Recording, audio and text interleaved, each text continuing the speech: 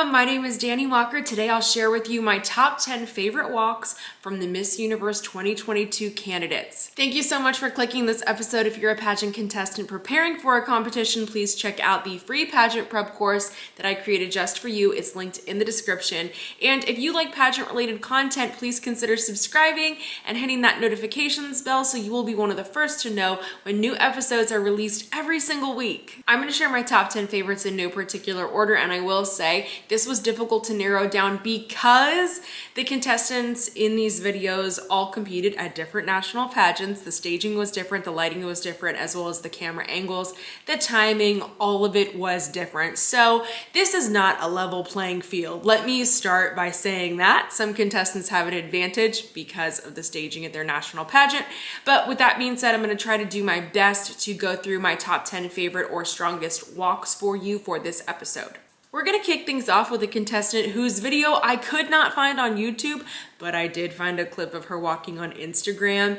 And even though she is not in swimsuit or gown here, this video I think speaks for itself. She is Panama.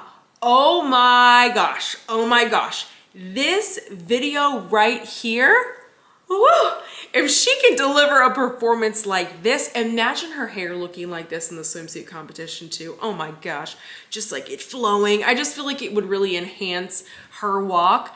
I just loved this. When I saw this, I was like, she better bring one of the strongest performances. If this is what you are teasing on Instagram, this better be one of the strongest performances at Miss Universe. Now I'm almost expecting a placement. I mean, of course, everything has to go very right. She has to have great hair, makeup, wardrobe, great interview, all of that. But if this is what she is bringing, I have high hopes. Don't forget to stick around till the end though, because I'm gonna actually share my honorable mentions as well. So there were contestants there's so many great ones that were just on the fence and I still wanna recognize them. Can everyone please pay attention to Cambodia? This country as a whole has impressed me. Let's keep in mind that they first started sending delegates to Miss Universe in 2016. Only 2016. So there was a big learning curve there, right? When it comes to preparing a contestant for Miss Universe, it's not easy, okay? It's not easy to win that Miss Universe crown.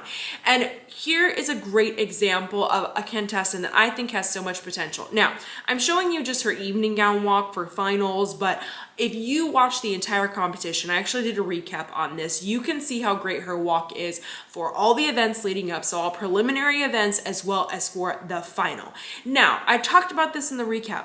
I think that the styling for this finals look was overdone. I don't think she needed like the clips in the hair and all of that stuff. I think that they need to pull it back for Universe, and I feel like that's one of the things that has kept them out of semifinals recently is the styling. They've gotten close, but I feel like we're not quite there yet. I just don't want anybody to forget about Cambodia. She was one of the contestants that was crowned earlier in the Miss Universe season, but look at this. Now, I also want you to know she has been training in the Philippines. Need I say more? Okay, just keep that in mind. I think that this performance is only going to get better. Curaçao. Woo! Okay, coming in hot again. Let's remember, their last placement was in 2020. They were in the top 21, and prior to that, in 2018, in the top 10. I feel like Curaçao is one of those countries that people forget about. It's not this huge sash factor country, so a lot of people do not have Curaçao on their radar. But look at this walk for swim and for gown. Now, if I'm being nitpicky talking about prep for Miss Universe, I think that the styling needs to change here. This is not how I would send her to Miss Universe. I think that the earrings are quite large and distracting. I would tone that down. The gown, not a bad idea, but she has such great presence on stage. I love her. I can for sure see Curaçao coming back to Miss Universe this year and placing. I really hope that she has great prep. What's so unique is that there were only 3 contestants at the national pageant, and yet this is the level that they are bringing to Miss Universe. This is the quality that they are bringing. I'll also tell you a little added bonus. Her image for her headshot was on my edge. interesting thing is that I think that her image is reading older than how she looks on film, than how she looks when she competes. And for me, I'm like, ooh, there's a little bit of that disconnect there. I really wish that they would have chosen a different image. There's something about like that high neckline, the dark colors, the shorter hair in her image that is translating as older to me. And it was close though to being in my other episode about my favorite headshots. And if you want to see those, go check it out. Puerto Rico, need I say more? Okay, I know she is already a huge, huge, huge fan favorite this year, and for good reason. Look at this. Look at her in swim, look at her in gown. If we compare this to her performance at Miss USA, I think this is much stronger. I think that at Miss USA, you could see the nerves in her face. She was doing great, but I felt nerves. Versus here, it's like she stepped into her confidence, and I love it. It's working. She's one of my overall faves. You're going to hear about her in other episodes coming up. Just wait and see. But look at this performance. It just speaks for itself. I fully expect a placement. Ecuador, oh my goodness. Here's another contestant. I did notice her headshot, but it's really competitive. It's Miss Universe. There's a lot of beautiful images, okay? These women are absolutely gorgeous. They're stunning. But she is here, and she is in this episode. Oh my gosh. She is a contestant that looks even better on stage, even better on camera than I think that she does in this image. Not saying she couldn't produce more gorgeous images. I really think that she could. I think that she could have had a stronger image for her headshot. But on stage, oh my gosh, she is just a star on stage, okay? I mean, facially, the facial expressions, the confidence, the walk, the posture, I'm loving her. I'm loving her. And I cannot remember the last time that for Universe, there was a contestant from Ecuador that I was like, oh wow, like really impressed with, so I'm very excited. Costa Rica.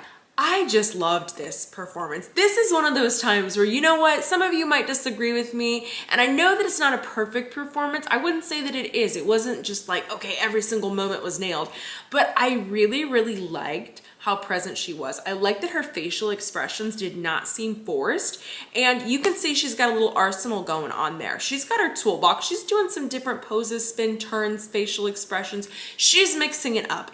And really, when you go to Miss Universe, you don't know what stage you're about to step onto. That's one of the things, even competing at Miss USA. They don't tell you ahead of time. They don't tell you like weeks or months in advance, like, oh yeah, ladies, this is the walking pattern. No, you learn it when you're there. You figure it out when you're there.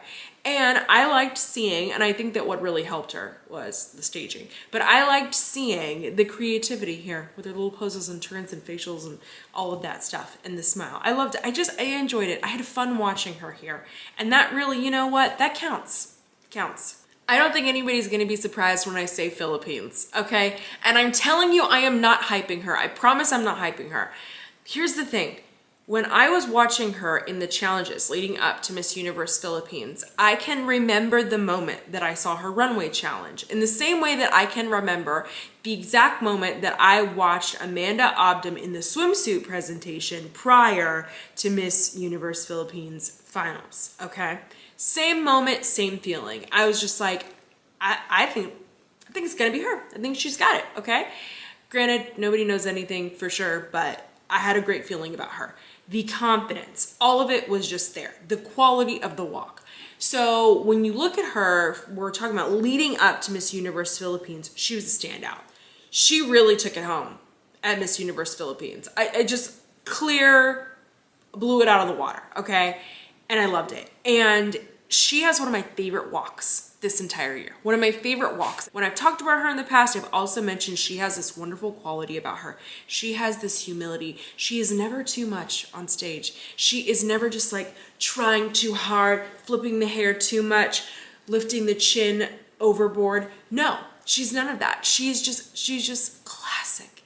She's classic and she's elegant, and I expect so much from her.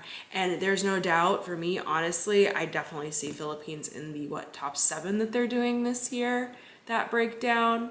Of course, we'll see what happens with questions and all of that stuff for a top 3, but I feel like top 7 easily. Here is someone that I am loving, that I want more people to pay attention to, frankly. Okay, Jamaica. Look at her. Look at her not trying too hard. Look at her and her walk. She is tall, she is statuesque. The last time that they placed was in 2020. They placed in the top 10. Great, impressive. In 2010, they were first runner up, but they have yet to have a Miss Universe. And you know what? I feel like they have sent some great representatives, okay, but it's just never been like the trifecta, right? It's never been like, okay, she's got it for interview, swim, gown, on stage question. Like there's always been something that has just been kind of like holding them back. It's never been like this total package that really solidified things for them. But what I will say about Jamaica is I feel like this would be such a great example of a very deserving country that I feel like if she were to win, that a lot of people could get behind it and be like, yeah, this is great. Like obviously there's the pageant countries that a lot of people are rooting for. We have our South Africas and our Vietnams of the world, right? Lots of fans there. But then we have smaller countries like Jamaica that don't get as much of that fan support. And it's really interesting because like we have the one type of fan that's rooting for your powerhouse countries, and then we have that other fan that's like always rooting for the dark horse. That's what I've noticed in the comments. Actually, comment below your favorite contestant this year. Let me know, are you rooting for a powerhouse country this year, or are you rooting for a dark horse? And I really feel like Jamaica could bring that dark horse energy to the competition. Like if Jamaica were to win Miss Universe, okay, of course your big Sash Factor country fans are not gonna be like the most thrilled, but I feel like having like this really cool dark horse come in could be one of those things like to shake things up. Because I see the comments, I know a lot of people are like, okay, I'm tired of seeing the same countries win all the time. And I'm like, yeah, I get that, but also I do want a contestant who's deserving and who worked for it. If they're putting in the work, they're putting in the work and they deserve to have the next 20 Miss Universe crowns, for all I care.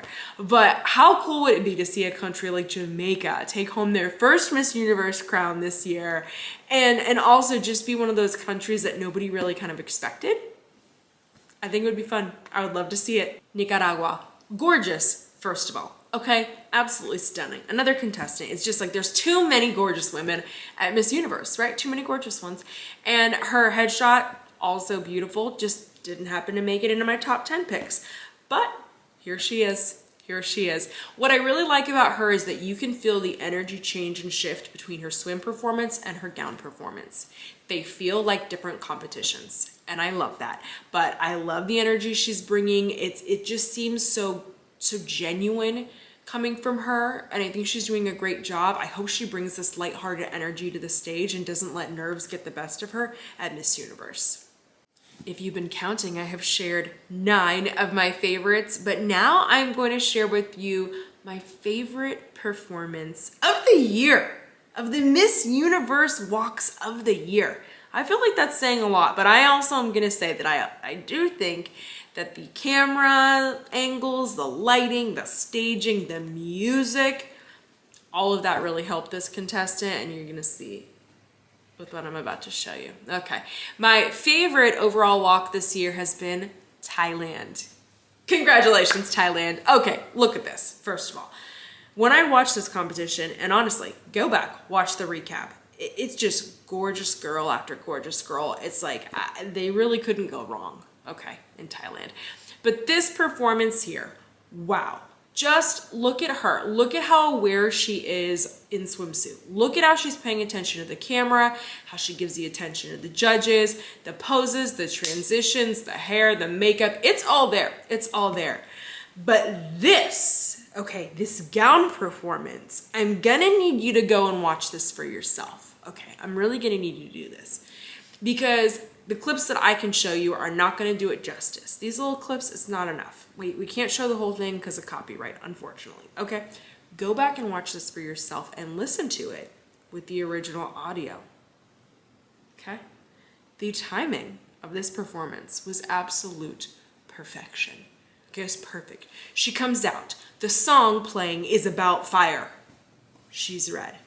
She is the flame. She walks down the runway. She takes her time. She's doing it, right? She does her pose. She does her look. But the moment she does that final pose and look, it was timed with the music. It was a moment. It gives me chills when I watch it, okay? this is what we need to see at Miss Universe Thailand. If you want your Miss Universe, she has to bring this. And if she can do more, great. But it cannot be less than this performance. Because this is going to be one of those performances I remember for years. This is going to be one of the performances that I am referencing to my own clients. Like, ladies, go watch this. You need to watch and learn from this. Now, amazing. Okay. So those are my favorite performances. Like I said, this wasn't a level playing field. It would be a lot more level if they all had the same lighting, staging, all of that stuff, but they don't. So that's where we're at. Now I'm going to share with you, like I said at the beginning, my honorable mentions. I want to talk about some countries that are on my edge. Angola, Australia, Belize, Dominican Republic, Venezuela, Vietnam, France. Okay, so let me mention this. She was technically the first runner-up at the national pageant, but at France, they decide where they're going to send their winner and their first runner-up, whether they're going to send one to Universe or World, or one can go to both. It just depends. So Diane, the Miss France 2022, was unavailable because of the Miss France competition, I believe. I think that's what's going on. Now, the first runner-up was sent. She is young. She's only 19. I talked about this in my Miss France recap this year, how impressed I was with her walk. She brings some great energy. I think that she can add to her facials. I think that's that next level for her. But the walk itself, though, great walk. Ghana is a country that I noticed, but I couldn't find much of her walk. But from the couple of seconds that I saw of her, I was like, okay, I see some potential here. Honduras was on my edge, and is it just me or was she wearing Madison Anderson's gown? Or one almost exactly like it? Iceland I'm gonna mention not because of like favorite walk, but because she is 5'10", she is so adorable. I love her energy on stage, and this is a contestant that I don't think it's gonna happen this year at Miss Universe, but that's okay. I see potential in her, and I would really love to see her go on and compete for another organization like Grand or Supranational or Intercontinental, something. I think that she has a lot of potential. I just think that the distance that she needs to go in order to be Miss Universe ready, I don't think that she's gonna have the time for it, honestly. But I do think that she can do it. Another fun fact, I saw online that she's still in high school. Or would have just graduated, depending on her timing, but she is that young. Italy. All right, so a lot of people are going to be talking about Italy this year. I know that I didn't put her in my top 10s. I feel that the walk can actually be improved for Miss Universe, and I really hope that she's working on that, but you know what? She's stunning. She's kind of giving me Tamarind Green vibes, and I really feel like if she's got her styling down, I think that the face, the body, all of that stuff that she's got going on, it can carry her into a semifinal. Myanmar, I gotta mention, they remind me of like a young Philippines. That's the vibe that I get. This is a country that is growing. This is a country that has so much potential, and I've had quite a few Miss Myanmars in my past few years that have been my favorites, and I just see so much potential for them.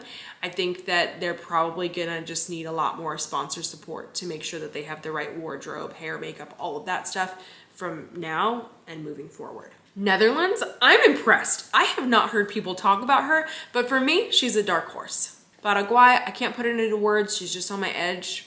Peru, I am really feeling her. She was almost in my top 10. The thing that kept it out was just I want more posture from her walk. Regardless of that, though, I still see a placement for Peru again. I love her. I'm obsessed. I'm a fan now. India. All right. The current Miss India competed with Harnaz, so we got to see her compete there. I think that the walk is good. I think that it can be improved a little bit more for Miss Universe, so she was just on my edge. Trinidad and Tobago. Okay, she was top 40 at Miss World 2019. So look out for her. Okay, just look out. I love countries like this that we don't normally see placing in recent years, as they did in the past in Miss Universe, but I think she could be a fun surprise. South Africa, the face, the facials, it's there. Do I think that the walk can be improved? Yes, I would like a little bit more of a crossover for her. That's going to increase that hip movement. So I think that there is still work to be done, and I don't want to see a situation like Natasha in 2020 where everybody's like, oh my gosh, she's so gorgeous, she's so stunning. Yes, she is. She's South Africa. Everybody almost thought like it's almost a guaranteed placement, right? No, you still got to work for it. So I don't want that to happen here. Ukraine, I put her in my headshots episode, and I was impressed. I really was impressed. She's super fun on stage, and just look out for Ukraine. Just look out. You never know. USA. All right. I just feel like our Miss USA is special. I think it's been quite some time since I really had a good feeling about our Miss USA where I was like, you know what? She might just take the whole thing home. Like, I felt like last time I really had that strong feeling was with Olivia Jordan, and look at that. She was second runner-up at Miss Universe. Okay, really close. I just kind of feel like stars are aligning for Miss USA. All right, let's just talk about the fact that now they're asking the contestants to design their own swimsuit cape and then auction it off to charity. I mean, hello, she's a designer. She's fabulous all the time. She has some of the best wardrobe.